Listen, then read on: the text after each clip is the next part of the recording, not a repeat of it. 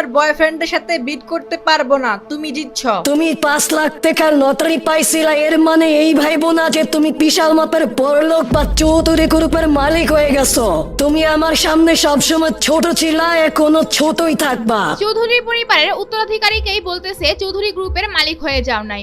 একটু আগে সে তার সাথে হার মানার কথা ভাবছিল, আর এখন সে ভাব ধরা শুরু করে দিয়েছে।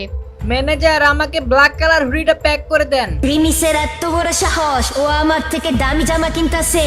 ও কি মনে করছে দু একটা জামা কিনে আমার সাথে জিতে যাইবো?